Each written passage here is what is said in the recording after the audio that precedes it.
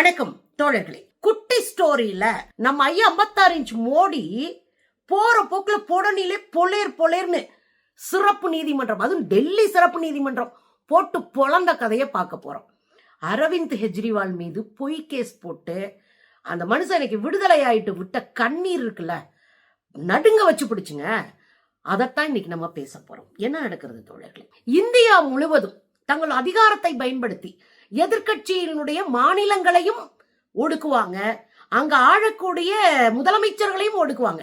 இந்த வேலையை மோடி குரூப் ரொம்ப நல்லா பண்ணுவாங்க. நீங்க நிறைய பார்த்திருப்பீங்க. ஜார்க்கண்ட் முதலமைச்சர், ஜார்க்கண்ட் முக்தி மோர்ச்சாவினுடைய தலைவராக இருக்கக்கூடிய பழங்குடியினத்திற்காக தன்னையே அர்ப்பணித்துக் கொண்ட சிபு சோரனுடைய பையன் ஹேமந்த் சோரன், அவர் எந்ததும் இல்லாம ஒரு ஊழல் குற்றச்சாட்டு சொல்லி தூக்கிட்டு போய் ஜெயில போட்டாங்க. கடுமையாக அந்த மக்கள் போராடினாங்க. அதே காலகட்டத்துல ஊழலுக்கு எதிராக நின்று பிரச்சாரம் செஞ்சு ஒரு கட்சியை ஆரம்பிச்சு அதுல 2 முறை அறுதி பெரும்பான்மையில் வெற்றி பெற்றவர் கெஜ்ரிவால். ஸ்கூலு, மாடர்ன் ஸ்கூலு பக்காவா தமிழ்நாடு போல அங்க ஸ்மார்ட் ரூம்ஸ், அரசு பள்ளிகள்ல இலவச மின்சாரம், இலவச குடிநீர், பல முக்கியமான மக்கள் திட்டங்களை கையில் எடுத்தவர் கெஜ்ரிவால்.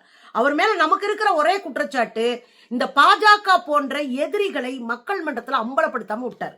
வளர்ச்சி வளர்ச்சி வளர்ச்சின்னு போயிட்டு இருந்தார். இந்த பாஜகவை அம்பலப்படுத்திட்டே இருக்கணும். முதலமைச்சர் ஸ்டாலின் போல கரெக்டா அந்த நேரத்துல அவனை அடையாளப்படுத்திக்கிட்டே இருக்கணும், அப்பதான் மக்களுக்கு புரியும். அதை செய்யாம விட்டாரு. அதனால ரொம்ப பெரிய பின்னடைவை சந்திச்சாங்க. என்ன குற்றச்சாட்டு வச்சாங்க? 2000 கோடி ரூபாய் நட்டமா போச்சு, மதுபான ஊழல் வழக்குல லஞ்சம் வாங்கிட்டாரு, அந்த லஞ்ச பணத்தை வச்சுதான் கோவாவுடைய எலெக்ஷனவே அவர் டீல் பண்ணாரு அப்படின்னு அவர் மேல குற்றச்சாட்டு. ஆனா உண்மையில என்ன நிலவரம்? அவரு டெல்லி மட்டும் இல்ல, பஞ்சாப்ல போய் ஆட்சி அமைச்சிட்டாங்க. டெல்லியில ஜெயிச்சு ஆட்சி அமைச்சாங்க. 2வது பஞ்சாப்ல போய் ஆம் ஆத்மி பார்ட்டி ஆட்சி அமைச்சிருச்சு. 3வதாக குஜராத்துக்குள்ள கால் வச்சு அடிச்சு ஆட ஆரம்பிச்சாங்க. இது ஒரு அச்சத்தை உண்டாக்குச்சு இந்த மோடி குரூப்புக்கு. இதை தாண்டி இன்னும் 2 காரணம் இருக்கு. ஒன்று, மோடி படிச்சு கிழிச்சார்ல, அந்த சர்டிபிகேட் கேட்டாங்க. இவர் தான் தொடர்ந்து விடாம கேட்டுட்டு இருந்தவர் கெஜ்ரிவால். அந்த சர்டிபிகேட் குடியா, நீ படிச்சேன்னு சொல்லல, அந்த சர்டிபிகேட் கொடு. அதுக்கப்புறம் தான் போலியா ஒரு சர்டிபிகேட் கொடுத்து என்டையர்லி பொலிட்டிக்கல் சயின்ஸ் கொடுத்து அப்படி ஒரு பாடத்திட்டமே இல்லடான்னு அசிங்கப்பட்டு கிடந்துச்சு இந்த குரூப். இதுக்கு அடுத்து இன்னொரு பெரிய வெடிகுண்டை தூக்கி போட்டவர் தான் அரவிந்த் கெஜ்ரிவால். அதானியும் அம்பானியும் மோடியுடைய பினாமி ஆதாரங்களை சட்டமன்றத்துல போட்டாரு. நம்ம ஒரு வீடியோவே போட்டிருக்கோம், நீங்க வாய்ப்பு இருக்கிறவங்க போய் பாருங்க. அதானியும் அம்பானியும் மோடியுடைய பினாமி. அவன் இத்தனை துறைகள்ல மொத்தமா அந்த ஆளுங்களுக்கு அவுத்து விட்டுறாங்கன்னா காரணம் என்னன்னா, மோடிக்கான சொத்து அது பூரா அதோடைய பினாமிகளா இந்த 2 தொழிலதிபர்களா அவர் பயன்படுத்துறாரு அப்படின்னு பல உண்மைகளை போட்டு உடைச்சார்.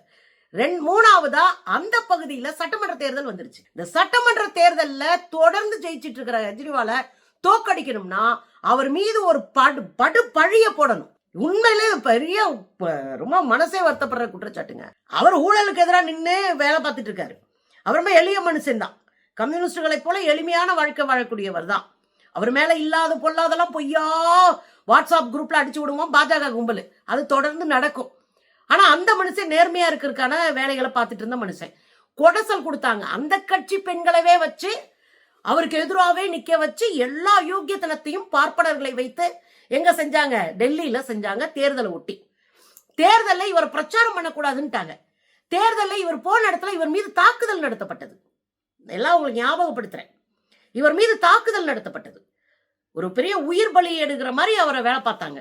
2வது, மக்கள் மன்றத்துல பொய்க்கு மேல பொய் மேல பொய் மேல பொய் மேல அவதூறுகளை பிரச்சாரமா கொண்டு போய் சேர்த்து இந்த குரூப் கடைசியில ஒரு பொய் வழக்க போட்டு ஒரு கட்சியவே காலி பண்ணது பாஜக. ஞாபகம் வைங்க, பாஜக எது சொன்னாலும் அது பொய் நம்புங்க, அதுதான் ஒரே வழி. பாஜக எது சொன்னாலும் அது பொய் தான்.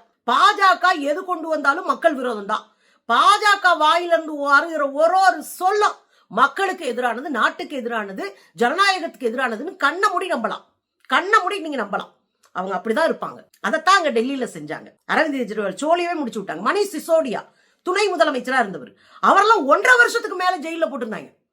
சிபிஐ அவரை மிரட்டினாங்க. அவர் சொன்னார், அவர் பேட்டியே இருக்கு, சிபிஐ அவர் மிரட்டுறாங்க, ஒழுங்கா பாஜக சேரு அப்படின்னு. பாஜக சேர்றதுக்கு நான் கழுத்தறுத்துட்டு செத்து போக வேண்டாம்னு சொன்னார் அவர்.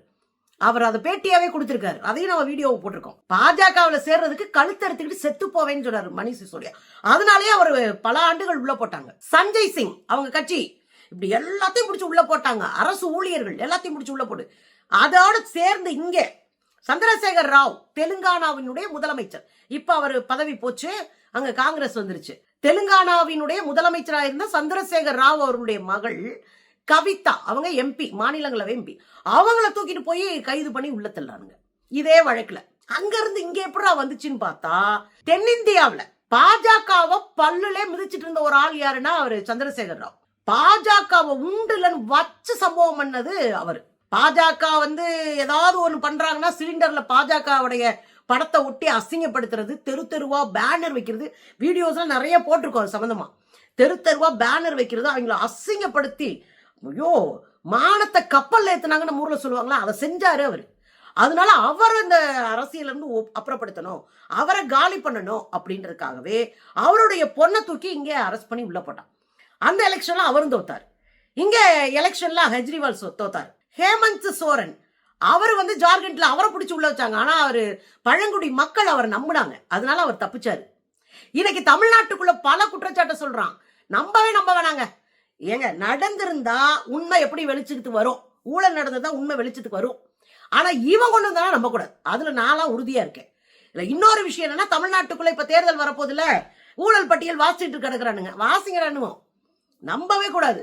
இதுல என்ன தெரியுங்களா, எனக்கு ரொம்ப வேதனையா இருந்த இடம், அரவிந்த் கெஜ்ரிவாலை இன்னைக்கு விடுதலை பண்ணிருச்சு சிபிஐ சிறப்பு நீதிமன்றம். முகாந்திரமே இல்லாத குற்றச்சாட்டுன்னு இருக்கு. ஏங்க எப்படி அந்த குற்றச்சாட்டு வச்சீங்க? நீதிமன்றத்துல கூட தெரியல, உங்களுக்கெல்லாம் தெரியவே இல்லையா முகாந்திரமே இல்லாத குற்றச்சாட்டுன்னு? ஏற்கனவே உச்ச நீதிமன்றம் ஒரு தடவை சொல்லுது, இந்த கேஸ் எல்லாம் ஒரு ஏரிகள் நிக்காதுன்னு. அதானே இப்ப நடந்துச்சு. முகாந்திரம் இல்லாத குற்றச்சாட்டு, அப்படி நடந்ததுக்கான வாய்ப்பே இல்ல. இவங்களா செட் பண்ண குற்றச்சாட்டு. ஊகத்தின் அடிப்படையில் வழக்கு. யூகத்தின் அடிப்படையில் வழக்குனா என்ன அர்த்தம்? இவனா கற்பனை பண்ணிட்டு ஒரு வழக்கு தொடுத்திருக்கான்னு அர்த்தம். இத்தனை பேர் இத்தனை ஆண்டுகள் உள்ள இருந்து அசிங்கப்பட்டு அவமானப்பட்டு தேர்தலை தோத்து மக்கள் மன்றத்துல கேவலப்பட்டு நின்னாரு அரவிந்த் கெஜ்ரிவால். ரொம்ப வேதனையா இருந்தது. அவர் மேல 1000 முரண்பாடு எனக்கு இப்பயும் உண்டு. ஆனா அந்த மனுஷன் அழுதாரு பாருங்க, பாருங்களேன். जाती थी केजरीवाल भ्रष्ट है, केजरीवाल भ्रष्ट है।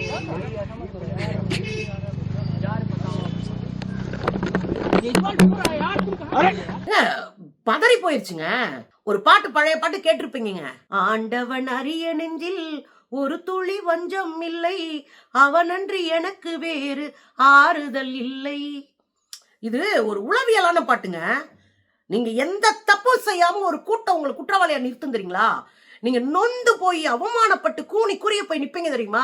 அப்ப அந்த பாட்டை கேட்டு பாத்தீங்கன்னா அப்படியே உங்களுக்கே எழுதின பாட்டு மாதிரி இருக்கும். நீங்க கெஜ்ரிவாலை பார்த்த உடனே எனக்கு இதுதான் ஞாபகம் இருந்துச்சு. அவருக்கு அப்படியே கண்ணுல ஒரு அழுகுங்க, என்னை அவமானப்படுத்திட்டாங்களே அப்படின்ற ஒரு ஏக்கம் அந்த கண்ணுல இருந்துச்சு. எனக்கு டக்குன்னு இந்த பாட்டு தான் ஞாபகம் வந்துச்சு. எனக்கு உண்மையை சொல்ல யாரும் இல்லைங்க, அதிகாரத்துல உட்காரவை போட்டு புரட்டுறான். ஒரு கட்டத்துல உண்மைதாங்க ஜெயிக்கும். அதை நான் எப்பவுமே நம்புவேன். எப்பவுமே அறம் வெல்லும், உண்மைதான் வெற்றி அடையும். எத்தனை போலிகள் வந்தாலும் நேர்மைதான் நிற்கும். அதுக்கு இந்த வழக்கு ஒரு சாட்சி.